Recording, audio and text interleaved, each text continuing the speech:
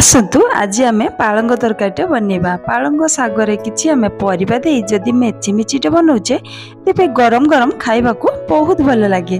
एवं जदि आम से तरकारी ठंडा हो तेरे अल्प मात्रा भल लगे, किंतु गरम गरम जदि आम खाइबा तेरे बहुत भल लगे। यही तरकारी खाइले देहपाई बहुत भल, कारण पालंग शाग हिमोग्लोबिन बढ़ी थाए। तेणु हिमोग्लोबिन बढ़ापी पालंग शाग को आम प्रत्येक दिन खाईपर।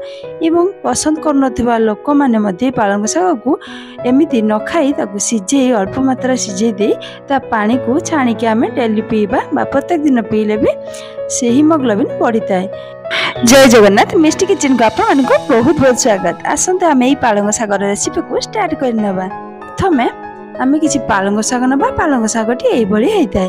पालंग शाग को भल भाव में धोई देकी जदि आम काटिबा ताहले भल, किंतु काटी सारिकी धोइले तार विटामिन अंशटी नष्ट हो जाता है। तेणु शाग को आम धोईदेवा भल भाव में एवं काटिबा। एबे आसतु गोटे कड़ाई रे किछि पानी गरम करनबा। पानी मध्य गरम हो गलानी। पानी गरम होला परे आम काटी रखिथिबा बाइगण एवं आलू को सेथिरे पकई नबा। मुझे गोटे बड़ बैगण और छोटे साइज आलू को ये काटी नहीं पकई नेली। परिमाण अनुसार लुण देली। एबे आसतु किसी समय गोले नहीं आम घोड़णी देदेबा। 2 ରୁ 3 मिनिट आम घोड़णी दे छाड़देबा। सीझीगला आम से शाग को पकेबा। एबे देखंतु घोड़णी को खली नेली। परिबा गुड़िक भल भाव में सीझीगलानी। सीझीगला ही पूरा पूरी भाव में सीझीब नहीं, अल्प मात्रा सीझीगले तापर आम से शाग को पकेदेबा। पकई सारापर से शागर परिमाण अनुसार लुण दबा। शाग शागर सब लुण देला बेले देखिकी दबा, कारण शागटी अल्प मात्रा कमी जाए। तेणु शागर सब देखिकी दबा लुण, ना अधिक मात्रा लुण हो। तेणु ए लुण दे भल भाव में गलई ना। गलई नहीं गोटे मिनिट घोड़णीटे देदेबा।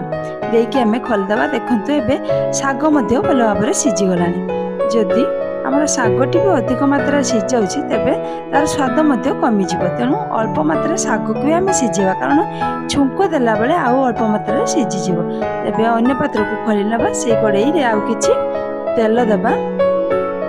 तेल गरम होला बेले सेतिरे किछि बटा सरिष देबा। सरिषटी भल भाव में फुटीगला बेले आम किछि बड़ी चूरा पकई नबा। बड़ीटी भल भाव में भाजी हो गला परे आम साइड कर नहीं से छेची रखिथिबा रसुण और कंचा लंका को छेची रखी से देबा। देकी आम भल भाव में भाजी नबा। देखो जेकोसी शागर आम जब कंचा लंका छेचिकी दौचे तेबे तार स्वाद बहुत भल लगी था। एबे देखो भल भाव में बड़ी और रसुण भजा हो गला। एबे से सीझी रखिथिबा शाग और परिबा को आम से पकई नबा। पकईकी एपट सेपट करनबा। देखो तार बास्ना बहुत भल आसुची, कारण यही पालंग शाग तरकारी बहुत भल लगे और बास्ना बहुत भल आसे। जेकोसी लोक न खाऊे जदि पालंग शाग को यही तरकारी बनैला बेले तार स्वाद बास्ना खाइबा को इच्छा हे। एबे मोर भल भाव में बनीगला से पालंग शागर मेची मेचीटे।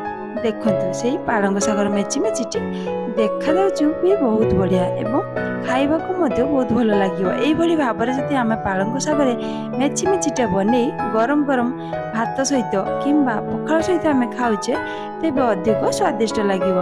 तेणु यही भाव में पालंग शागर परिबा दे निश्चित ही मेची मेचीटी ट्राए करूँ। मु तो भावुची पालंग शागर मेची मेचीटी बहुत भल लगे। आपन को केमिति लगुची कमेंट बॉक्स लिखि निश्चित जनातु। वर्तमान पाई रहुची बाय। पुणी आसीबी नुआ वीडियो नुआ रेसिपी सह। जय जगन्नाथ।